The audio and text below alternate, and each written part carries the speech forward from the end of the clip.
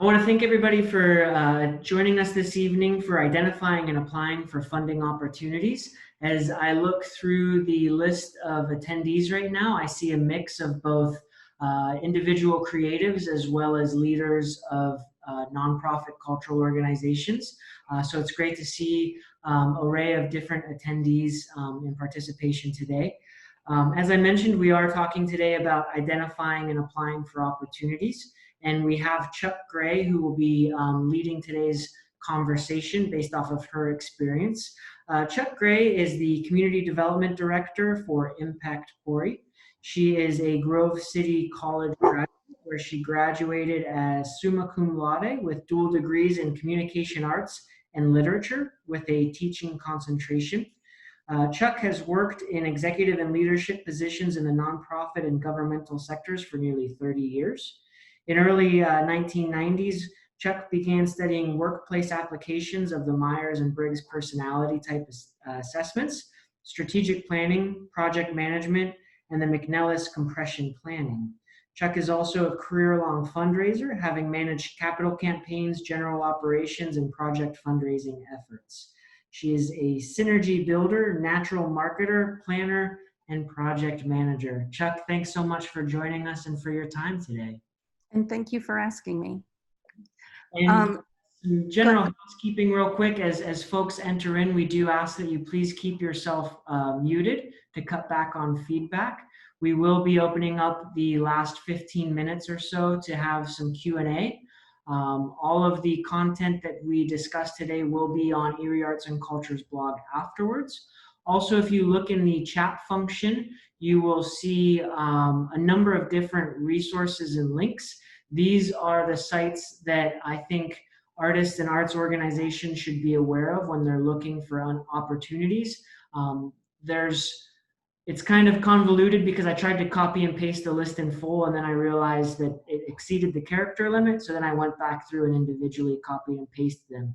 There's ones that are specific to actual artists, looking at public art opportunities, residency opportunities, fellowship opportunities. But then there are ones that can be utilized by both artists and arts organizations. So I do encourage everyone to copy and paste those or bookmark them so that you have them at your disposal. Chuck, would you like to build upon that introduction that I provided for you and maybe speak about some of what you're doing with Impact Corry, as well as some of the success you've maybe had in identifying and identifying and applying for funding opportunities?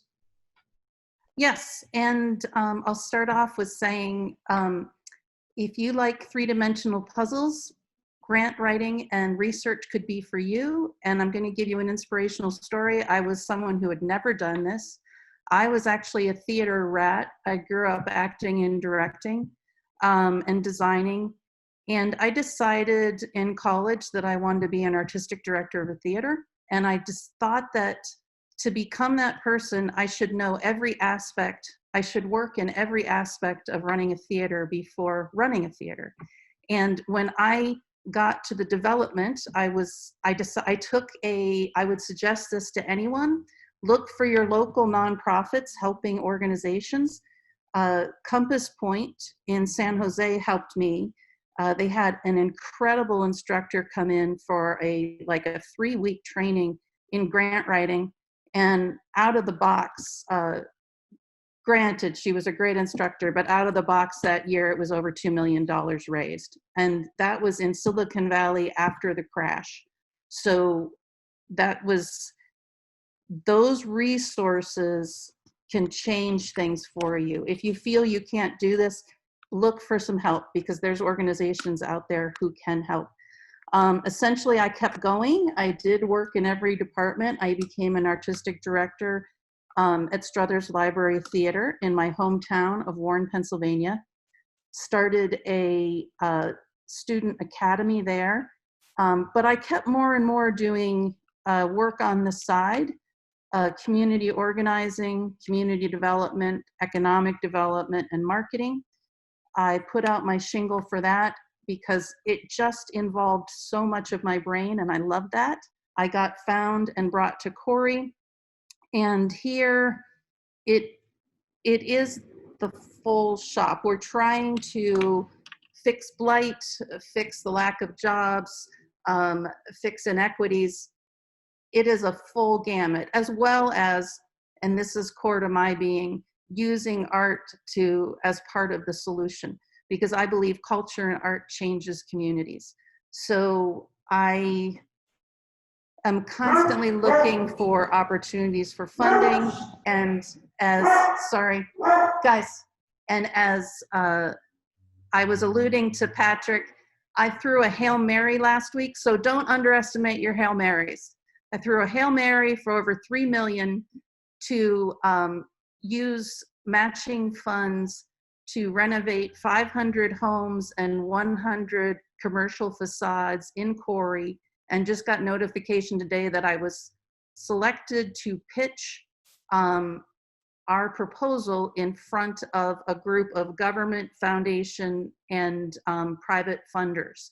So throw those Hail Marys and just send it in. Don't miss the deadline.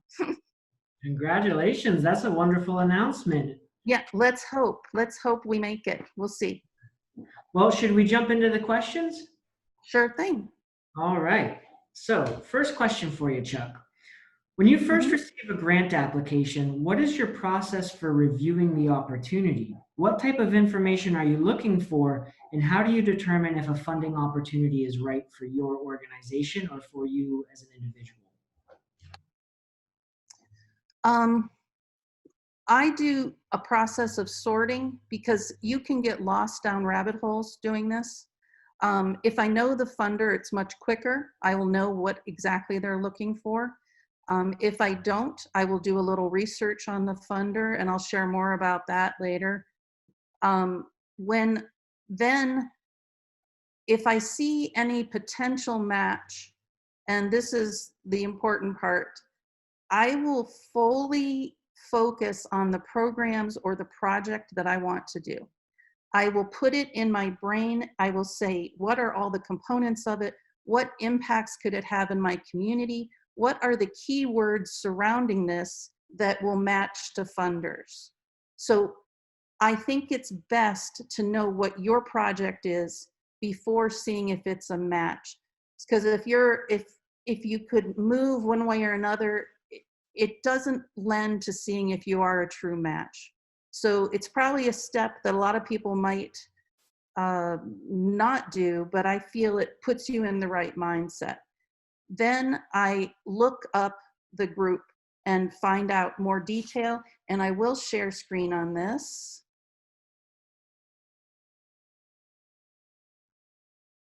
Okay, let me put this over here. So Google works. You can Google things. A lot of foundations are visible online, and you can get somewhere. But most of the time, there's a lot of organizations that are hidden. There's a lot of details about the organization that are hidden. This first group, we call them FIDO for short, Foundation Directory Online. They are a pretty comprehensive database. And what I like about them is, even when I was working for the client with the least money at all, I did all of the research in advance, and I paid for 1 month's membership. I did all my research in 1 month, so I got out of it for 50 bucks. And we were set for the year about what we needed to do. And the thing about FIDO that's great is I could see what they actually funded, so I could see if I was a match. Then if you've got big bucks, the next step up that I've found that I like is Foundation Search and Big Online. These two groups, Foundation Search, where FIDO basically all of their government and foundation opportunities in FIDO are 1/2 of the foundation opportunities in Foundation Search. And not only that, but it has all kinds of analyzers where you can actually put in those keywords I talked about. You can put in who you serve, what you serve, and it will do analysis for you of the entire nation about potential matches.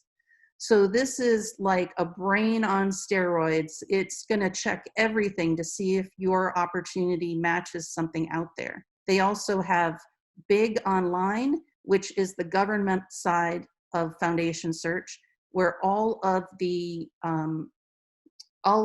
government grants are stored.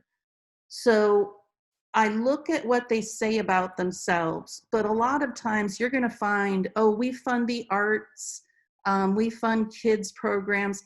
That doesn't tell me anything, because it's such a wide range. Where do I really fit? The gold that you're looking for, and you can find it on FIDO, you can find it on Big Online, is their 990 forms. This is a mandatory reporting that all nonprofits need to do.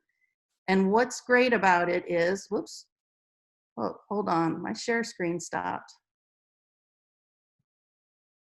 There we go, okay. What's great about it is,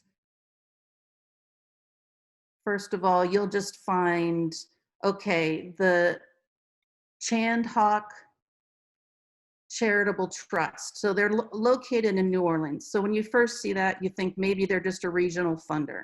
You drill down a little bit, you can see their overall contributions. Then you go further, and this is the gold part. You can see who their trustees are. So why knowing trustees is important is, before you submit an application, it is totally acceptable to have someone lobby in your behalf. So if you know a name on that list, or you know someone who knows a name on that list, pick up the phone and say, hey, my organization's going to have something coming your way, wanted to let you know. Once your application is submitted, that's no longer appropriate. But this is the first place you see that if you have a personal relationship with a funder that can be used to let them know about your program outside of your application. Then we get to the real gold. So, okay, wait, let's look at those funders. So one lives in New Orleans, one lives in California, and one lives in Brooklyn. That's a strange configuration. Usually it's place-based. So from that, we know that these are three people that know each other in some capacity, and they have money going out to charitable causes. This is where it gets interesting. This portion, they have to report their giving. So you can see American Cancer Society, San Diego, Humane Society, Escondido, Brooklyn, Bureau of Community Services in Brooklyn. So now those addresses are making sense.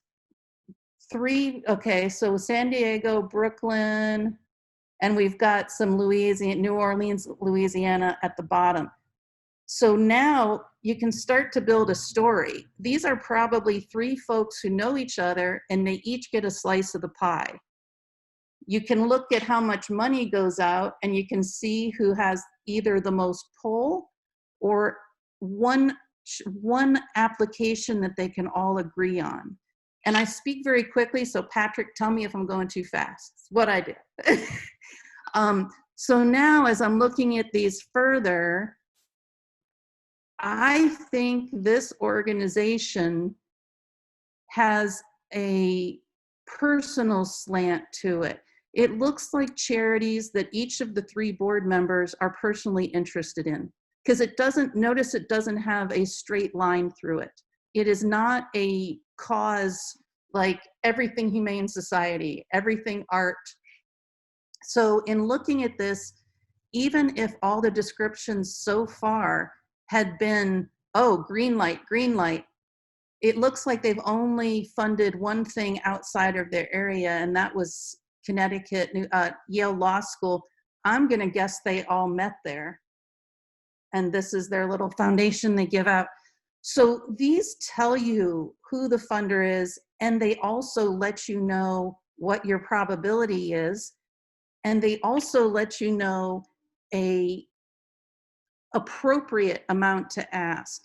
Most giving is not this small, but if you wrote to these people, even if you match their objectives and ask for 20,000, they're gonna say, they don't know who we are, we're not funding them. That's a red flag. So that is, I'm going to give you the screen back because that's the end of that portion. Or actually, do you take it back? How do I do that? Turn off. Ah, there it is. So knowing them and knowing them at that level, you can gauge if your project's going to have success, because you don't want to spend those hours writing or rewriting if you're not going to be, if you don't have at least a 30% chance of getting it. I try to go for a 60. It keeps me sane, because otherwise you'd just be blanketing everybody and you couldn't do effective grant writing that way. I think that's it. Is that enough?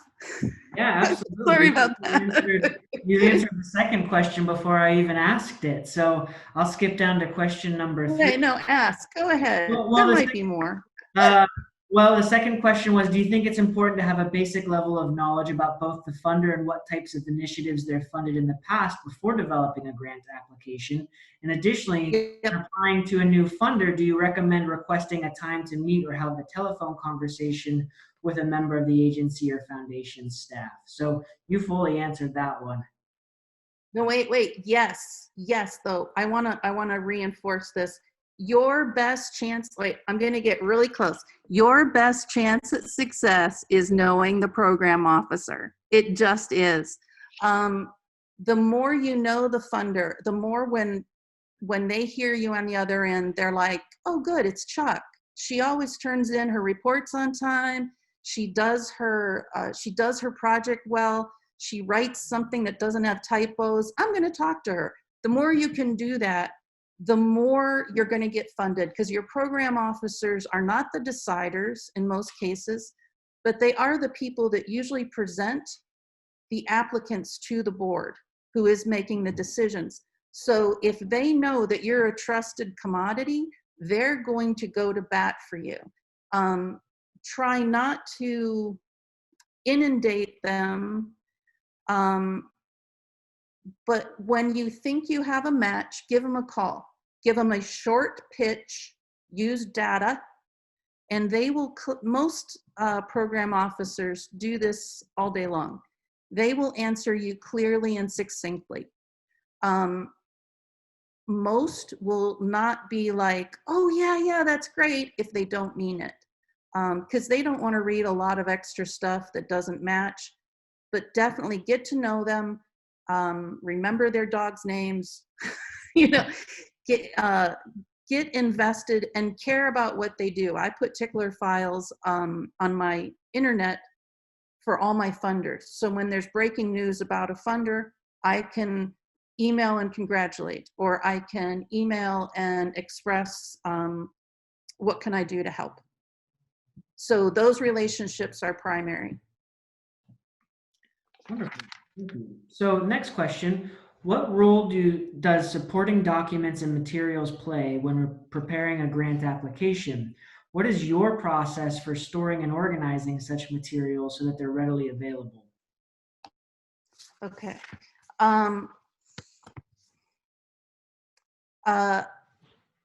I always read the attached materials first, because oftentimes in there are things that are going to take a long time, or maybe a board resolution. So I read through it, or samples, especially for artists. You need to think about the samples you're going to put together.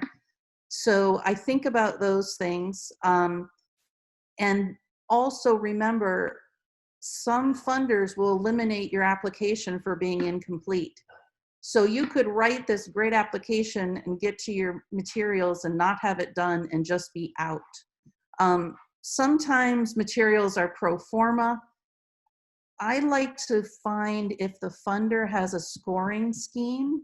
And what I mean by that, I just did a USDA grant that tells me exactly how much weight they're putting on each item that I'm doing, whether it is the attachments or the answers. And I like to push my effort to ramp those numbers up as high as possible. So I definitely like to look through it for that.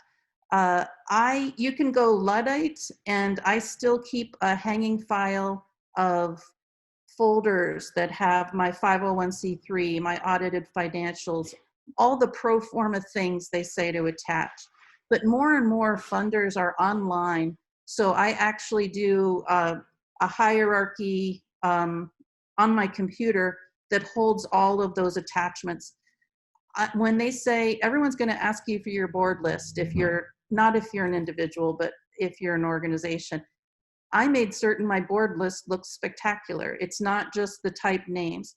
And then I just have it on hand. I don't have to think. I don't have to wonder if it's up to date. I can slide those attachments in easily. Also, I like to have on hand, beyond the pro forma, all my and the insurances, the SAP, the SAM. I like to have anything I've developed for the project, Gantt charts, timelines, and those can be built in either Mondays or Project Manager are two ones that have free versions. I like to have those stacked up and ready. So when they're called for, we're good. I also like to have my data organized. And so like I will have one file that is just population statistics. Now, I do this for a living, so you probably won't go that big time, but it's good to organize it, because when you're doing these grants, you're calling on so many reserves of your mind. It's best to streamline the things that you can. You know, with artists too, when we're talking about support materials, you had mentioned kind of putting together that body of work. And whether you're a visual artist and you're using pictures, or you're a musician and you're using audio files, or you're a filmmaker and you're using video files, I think making sure that you have high resolution and high definition, everything is incredibly important.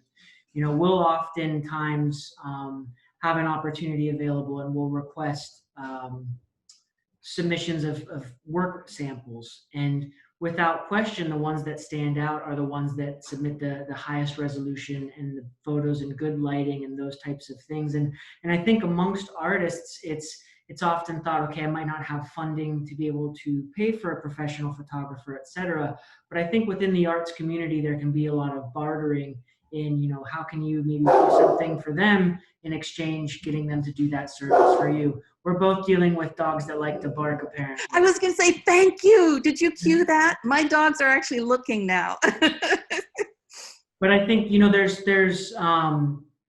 really great cloud-based tools like Google Drive, Dropbox, et cetera, that I think all artists and organizations should be utilizing so that that information and content is readily available to them.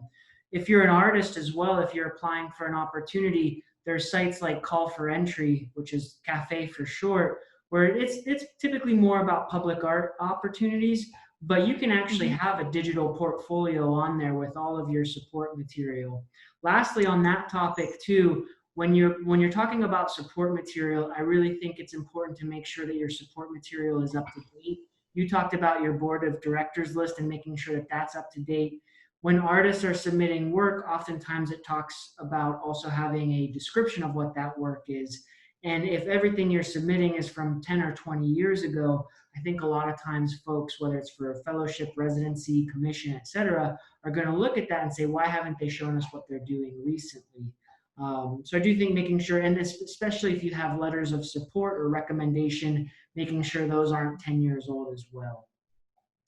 And with that, I'll also say that in the theater, I started tracking responses on those sample works after something had been granted. You can speak to, whether you don't get granted or do get granted, you can still speak to the program officer. They can give you feedback about why you didn't get funded, and they can also tell you why you did. I would call about my samples, and I'd call about a lot, but the samples were part of it, and they'd tell me what was most effective, what could be called, what just didn't work. And then I gauge that against, is that from the funder's perspective, or is this sample not going to work for me? And I kept editing, and it made a big difference. Yeah, that's really good feedback.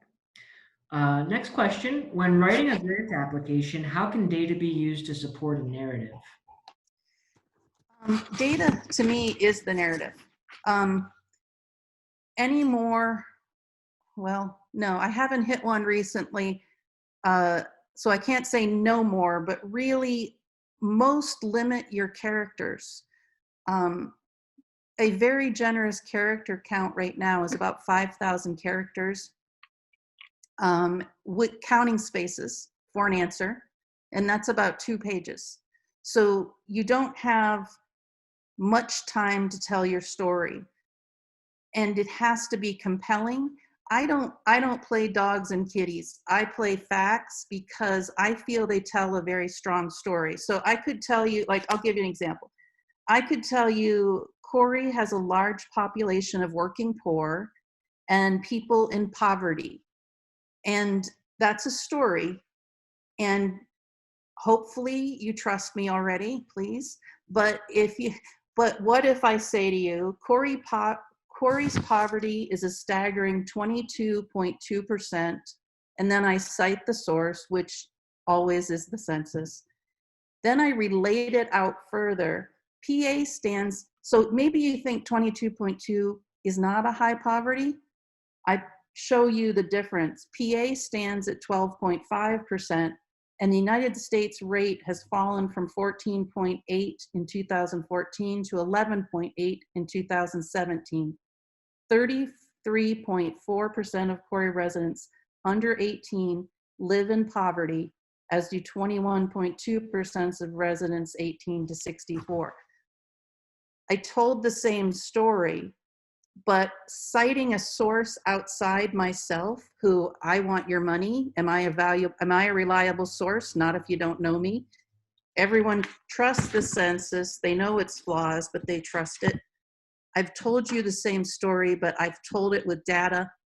It builds an instant trust, and it builds a foundation for the storytelling. Was there a second part of that question? Sometimes I can only focus Nope. on one Nope. thing. Just a one-parter. Okay. This next one's a two-parter, though. Okay. Once you've finished an initial draft of a grant application, how do you review your application to determine if you've adequately answered the questions presented by the funder? Additionally, why is it important to be specific yet succinct in your answers? Okay, wait, specific. Let me do this so I'll remember. Because by the time I get there, I won't. Okay, so first off, we don't always do it, but I'm going to suggest it. Oh, wait, I forgot. I'll come back. I'll show you the census stuff because I think it's important. I try to schedule out on grants, so I'm not running up on a deadline. I know that doesn't happen in the real world all the time, but if I can schedule out a good 2 to 3 weeks, I can get help. And help is important because even if you take mental breaks in your grant writing and come back and look at it again, you still have all that jargon and knowledge in your head. You need someone to read it who doesn't know everything you know, because that's going to be the funder. So I schedule it out. I set it aside. Okay, so say if we go with the 3 week, I write it. I give myself a couple days to totally ignore it. And during that time, I hand it off to someone I trust. In the case in Corry, my board president is actually a super brainiac. I hand it off to her. She starts doing her work on her first pass. She gives me back her input, and then I change it, and then I reread it, putting on my funder hat. What I mean is, we all think about our projects and we see the impacts and we believe in them. We truly believe in them. But just like in advertising, are you selling the features or are you selling the benefits? People most respond to knowing the outcomes, and funders are no different. So I reread it as the funder, thinking, where is my bang for the buck in this project? Where does this hit the spots I need to be hit? and I change it. I have been known to throw out an entire writing if I'll save it because it'll work for somebody else. But if I feel that I can do a better match to the funder's interests, maybe the first pass, I just got the details down. So a rewrite with that. Then I will read it one more time for where have I tap danced, where have I included things unnecessary, where have I said things that are obvious to readers? Because most grant panelists are experts in their field. They know a lot, usually in their subject. So sometimes it's not necessary to bore them to death. And sometimes when I've sat on grant panels, I didn't want to fund someone just because they made me read so many words. So really be brutal with yourself. Then I have, I have a separate reader take a crack at it for content. And then we work back, guys, we work back through it. Discussing the changes, of course, discussing the changes we want to make, and sometimes even battling over the changes. Because I'll say, no, this funder needs to hear this word. Funders have buzzwords, things they care about. This funder needs to hear this 5 times. I know you're sick of hearing that word, but it needs to be in there 5 times. Where from her point of view, okay, it's getting redundant. So you invite people into that process, because sometimes I know I grew up not a committee person, not a group person, but I find my work gets improved more and more, at least in this arena, by collaboration.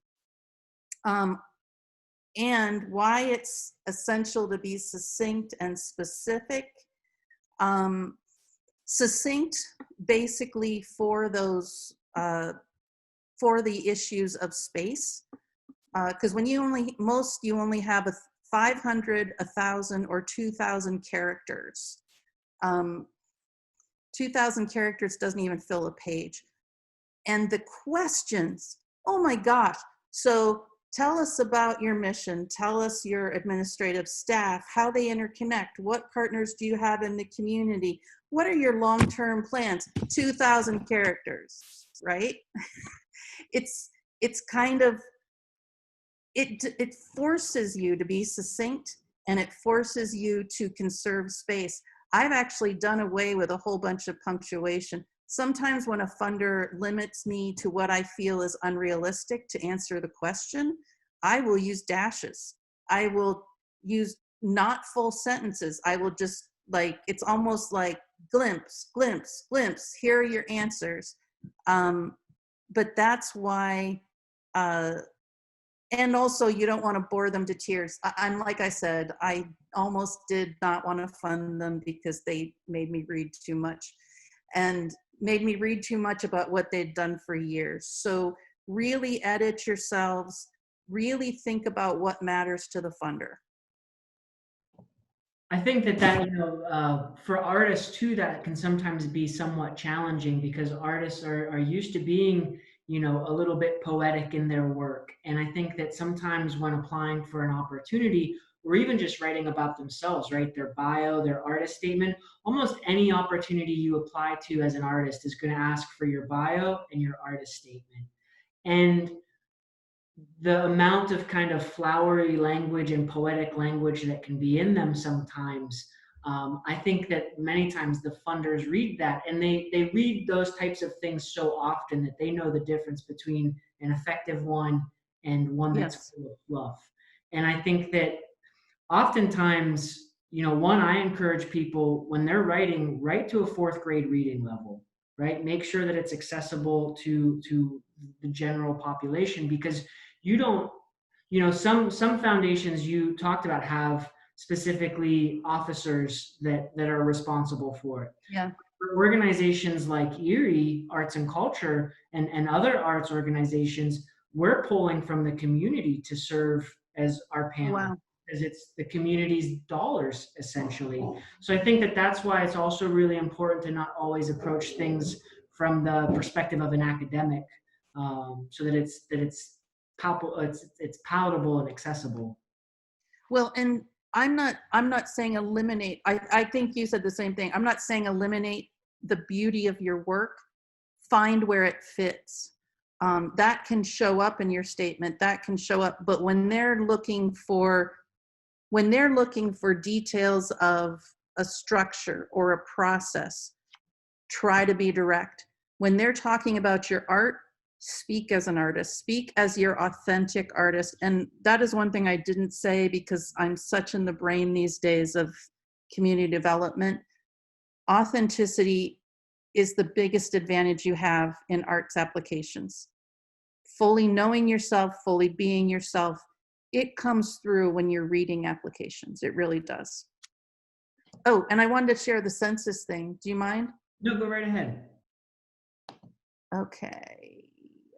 So for those that are wondering, what she's referring to is going back to the question about data and the role that data plays. She had mentioned that she uses the census as a citation often. Yes, and granted, it depends on, you might use Americans for the Arts a lot. You might prove things through those agencies, but look for the most legitimate group carrying out studies in your field to cite. Don't do like the movie promos where they, from the Wichita Evening Sun, you want New York Times, you want the people who funders will say, well, they didn't have to go very far to get or they say, that is the definitive source for that information. So whatever your medium is, look for what everyone recognizes the definitive collector of data. So census, I just took a snapshot. It's just census.gov. All these surveys, all these topics you can look into.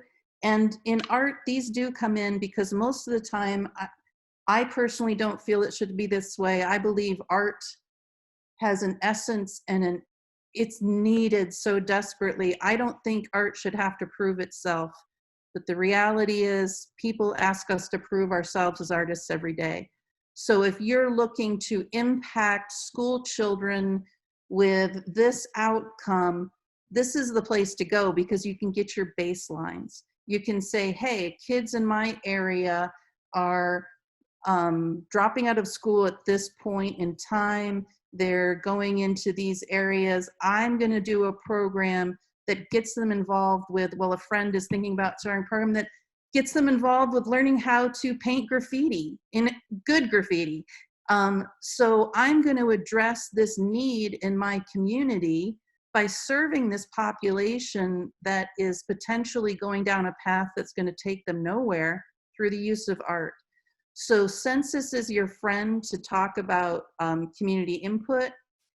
And if you need to show things over time, go to the surveys and programs tab. I love the American Community Survey. It's 3 and 5 year looks at any one topic. So you can see how your area is trending.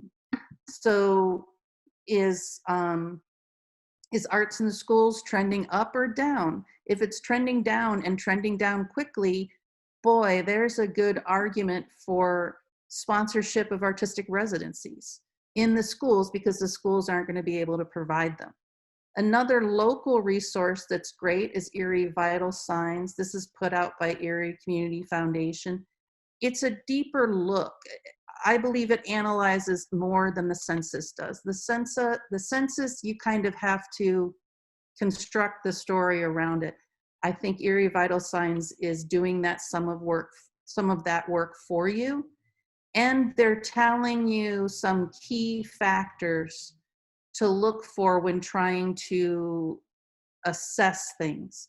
And they, like here, arts and entertainment, recreation establishments, it's trending up. These things are really great to document and to use in your arguments for funding. So that's the end of that. I will, whoops, there we go. What are some common mistakes that you think are made when reviewing an opportunity or preparing a application in response to an opportunity? One of the biggest mistakes is thinking, well, unless you're just totally pressed for time and you just gotta try, don't boilerplate it. You can write, I try to redo each narrative. I don't change the facts. Um, those are consistent, but I think about the funder and I rewrite it, because what plays to open society is not going to play to Kellogg Foundation. Really think about your funder and rewrite at least your project description. If you have to rewrite one thing, tell them the story in a way that they see their causes advanced rather than another funder's causes. Other things, I think people sometimes are too optimistic in their matches. I think they are incomplete in their work. And for this one, I'm going to also say one of the best things you can do, especially if you are an artist because you're respected in that field, is volunteer to be on a grant panel. So you sit on the other side of the table. You get to see what everybody sends in. And guess what? They don't charge you, except you got to do a lot of reading. You get to see it all and you get to hear the conversation in the room. It will dramatically change how you write grants. The first time I did it, I didn't realize, and for most panel reviewers, Patrick, from what you told me, I've got to reassess this. For most situations I've been in, the first thing a panel reviewer looks at is your budget. They want to see if it's realistic. It's been called the beating heart of a proposal. If you think you're going to construct a set in City Park and it's going to cost you $50,000, that's an exaggeration, but you get it. They want to see that you're funded well enough that you can carry off what you're going to do, but they want to see that you've done your effort. Yes, you can use round numbers. We know everybody guesstimates. But try, if you've got the real numbers, put them in. And then what the panelists do is then they take that information, what they've learned from the budget, then they read your narrative. So your narrative sure better match with your budget. And I really think being through that process can turn someone that has had a failing streak or has made mistakes in the past, it will change how you do your work and it'll make you more successful. We definitely view participating in the panel process as a capacity building technique for artists.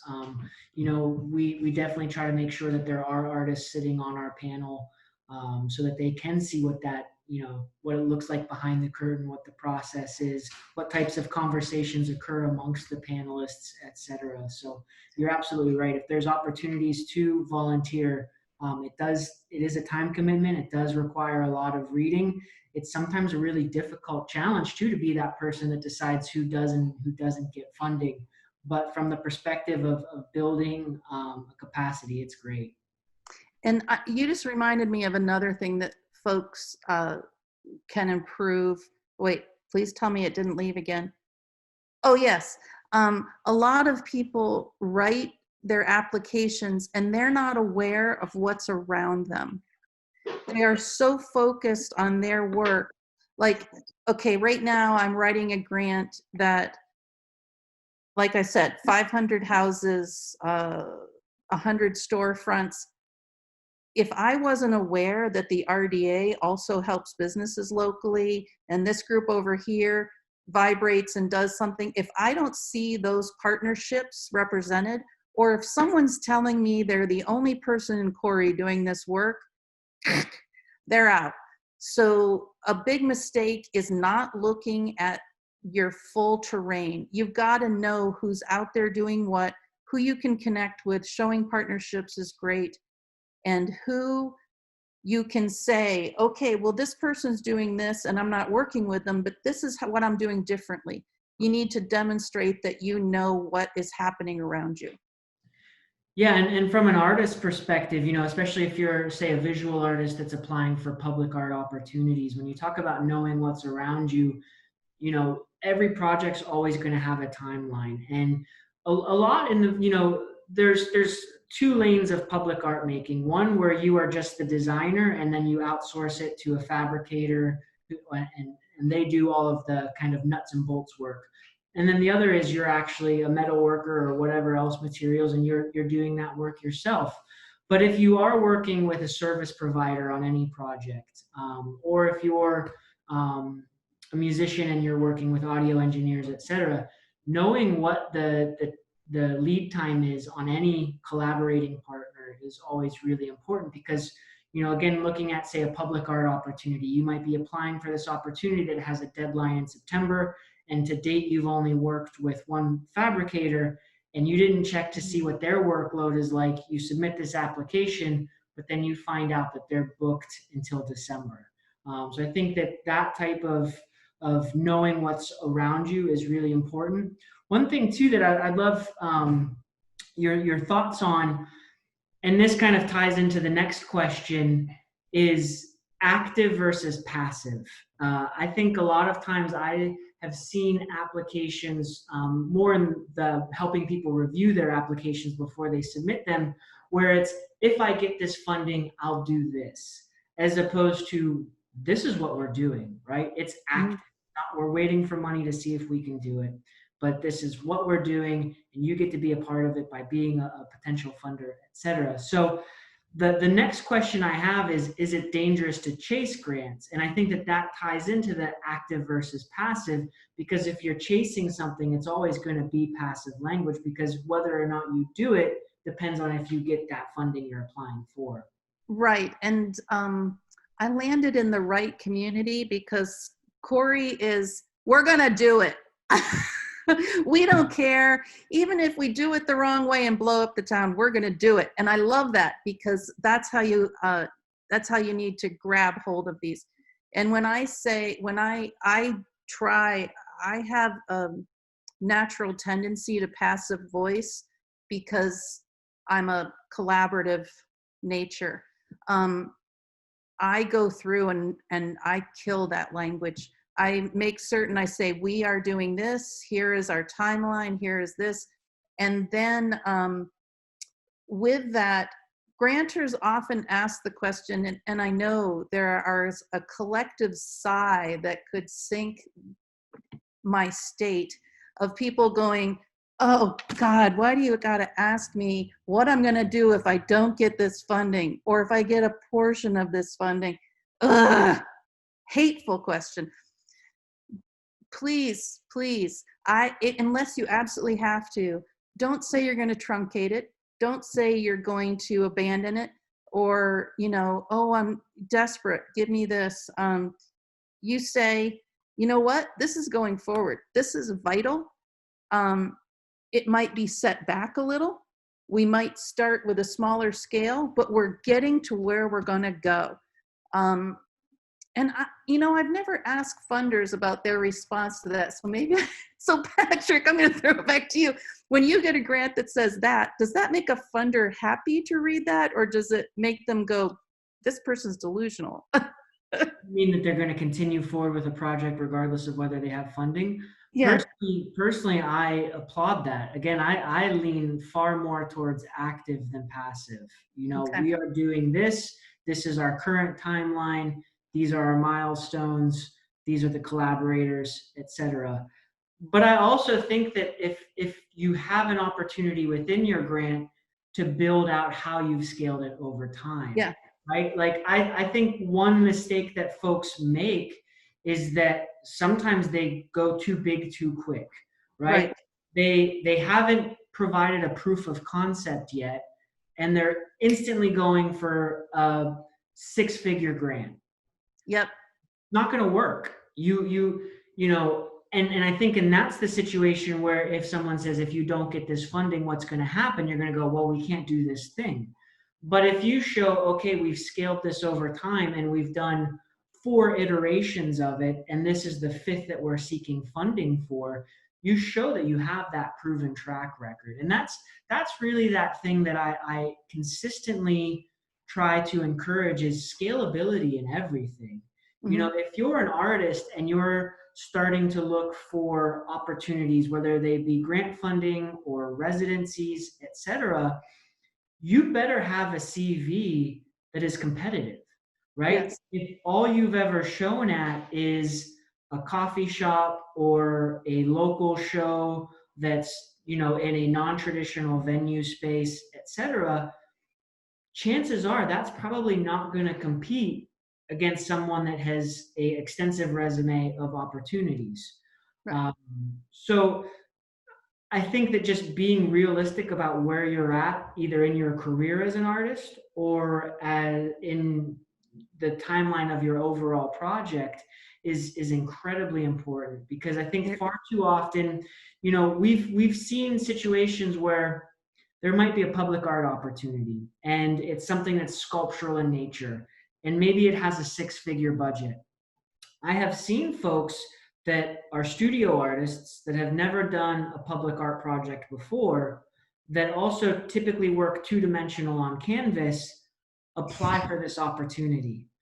And I'm not saying it's completely out of the realm of possibility, but when you talked about earlier, like you only apply for things that you have at minimum a 30% chance of getting, but you aim more for that 60% marker. I think every person has to be asking themselves, are we applying to this just because there's funding on the table, or does this actually feed into our existing body of programs, something that we previously identified we were going to do regardless or irrelevant to this funding opportunity? And do we actually have the internal capability of achieving what we can do? Right. Because there's also been situations where people get funding or get an opportunity, and then that moment sinks in, like, oh my gosh, I can't do this, you know? So I think it's really detrimental to chase money. Well, and it's detrimental in another way too, is now as an artist, this is a little different, but it still applies.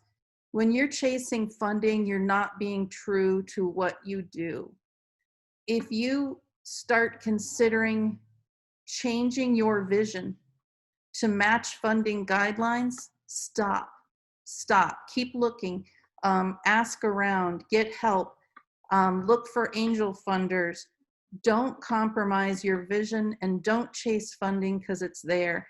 Because guess what? I saw an organization start chasing funding, and they ended up having to change their whole mission, because they were about the arts. They were a producing company, and they said, let's serve school students. We can have a reliable stream of income by presenting this way. And essentially over time, all of their services were working with students, which is absolutely great. I've worked with a lot of groups who do that, but that's not what they set out to do. So their vision changed to match the funding realities. And sometimes that's tempting, but especially if you're an artist, never, I mean, you know, a designer designs for others, an artist pleases themselves. Please yourself first. Something else that I thought of about that question of what are you going to do if you don't get fully funded? I also, sometimes if I hit that question, I phase my asks. I mean, when you're dealing with one piece of art you're creating, maybe not, but phase one would be design concept. And if you fund this phase, and this way you can go in for the $1,000 to $2,000 grab, get to know the group so you establish some trust. So if you're operating in a field or with a funder you've never operated with before, say phase one is conceptualization, working with a partner, you'll be funding this portion of it. You can go right back for the next phase and roll it out. So phasing is another way, not only in multiple applications, but also within one document. So I'll say, okay, so that 3 million thing I told you about, well, first phase costs 900,000, next phase costs da da da. So guess what? If I hit a funder that says, forget our limits, we're going to fund the whole thing, or oh, we're going to cut it down and we're going to fund this phase, and you find another funder, that's another thing to do, is leverage those dollars. If you're applying to two things, let people know that, listen, your dollars are going to be matched by these dollars. You're not the only one who believes in me. For any project, I don't ask for more than 30% of project costs from any one funder unless I know it's a slam dunk, because most people want to see that other funders believe in you too. And that's actually, it really helps your chances of getting the funding. So I'm going to move on to the last question that I have for you, and then after your answer, we'll open it up to some question and answers from those that are in attendance. Grants are highly competitive. This is especially the case once you move beyond local funding opportunities. What should a person do as a proactive measure if they find themselves routinely denied for funding? First of all, call the program officers. Some will actually give you, one actually gave me a transcript of the review session, so I could see where I was falling short. Worst case, they tell you, listen, talk in the room was, your grant hit these sweet spots, but something else nudged you out, and this is what it was. You can start to hone your stories and understand your funders through that method. Take a course. It changed my life. I wouldn't be doing development if it hadn't been for that course. Seek help. There's plenty of people out there who will, if it takes suppression of ego sometimes, believe me, everyone has one, but if you share what you're writing and what you're doing and you get feedback from people who are your honest friends, you can progress very quickly, because they'll tell you, listen, if I'm this funder, I don't like this part. And again, don't let someone else rule your life, but that input's important. What else can you do if you're unsuccessful? Look for a grant writer, hire one. Because there's a technique to storytelling with data, and some people are really good at it. So I believe the things I'm not good at should be farmed out. So someone else should always run my books for me. I'll project them, but I don't want to keep them. So decide where your strengths are and put your assets there. Trying to think what else. Here's another thing. Most funders, and a lot of people don't know this, as Patrick mentioned, will work with you through the process. So do that pitch before you write. Oftentimes I'll call and give a pitch and the funder says, tone down this part, but ramp up this part. So they're already telling me how to succeed. So now I know that maybe in this funding cycle, they're looking more for blight than they are job development. So I'm going to write to them what matches what their agenda is at the current moment. So those pitch conversations are important. And sometimes when you develop a strong relationship, program officers will also let you send like a snapshot of the project description once it's written, and they'll give you feedback on that as well.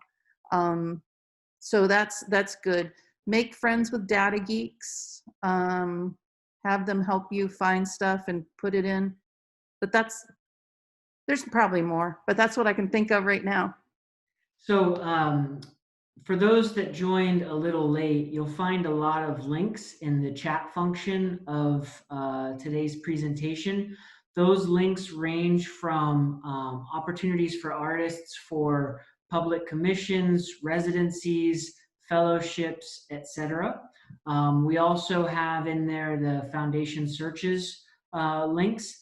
As Chuck had previously mentioned, the foundation directory does have a cost associated with it, but also some assets in your community might have a complimentary login. Erie County Public Libraries has a membership to that, and you can go there and you can meet with a staff member and you can provide them with the keywords that you're searching for. Maybe you're a nonprofit arts organization that focuses on the performing arts, and you're looking for funding opportunities for arts and education initiatives. You can provide those keywords and they can filter out the search function for you and then provide you with a list of all of the funding opportunities that are available. I know the city of Erie also has a membership to that. And that's one recommendation I'll make is not only build relationships with foundations and funders, but build relationships with the grant writers in your community, even if you can't hire them because they're employed. Because, Abby, who's with the city of Erie, I probably get at least 3 emails a week from her that are funding opportunities that are specific to our sector that I then in turn push out to other folks. So building those relationships is really important. With all of the links that we have in that chat function, one of the things that Erie Arts and Culture is doing right now, and it should be live, I think, in the next week and a half to 2 weeks, is that we will be creating a building upon the page in our website that we call the Pro Network. And with the Pro Network, it stands for Professional Development Resources and Opportunities. And what we'll actually be doing is we have a staff member who will be going through the websites that I shared and actually combing out all of the opportunities that are available that artists in our region can apply for. We're looking for only opportunities that are paid and opportunities that you don't have to pay to apply to. That's one thing that I think artists really need to look out for, especially when it comes to juried exhibitions and other types of applications. Sometimes there'll be a $25 or $35 application fee.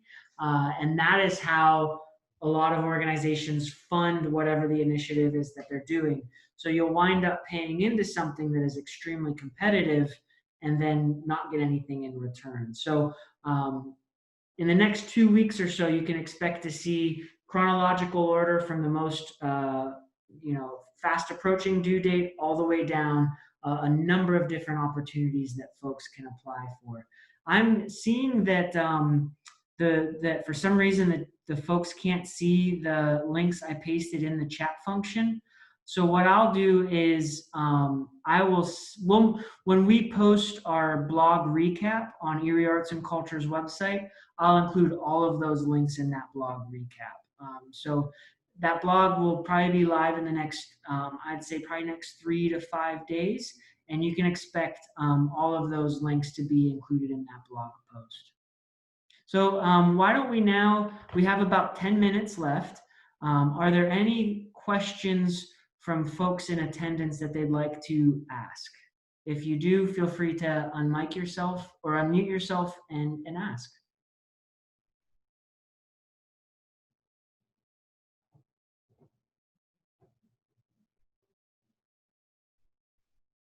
All right, going once, going twice. Oh, come on. I couldn't have said that much.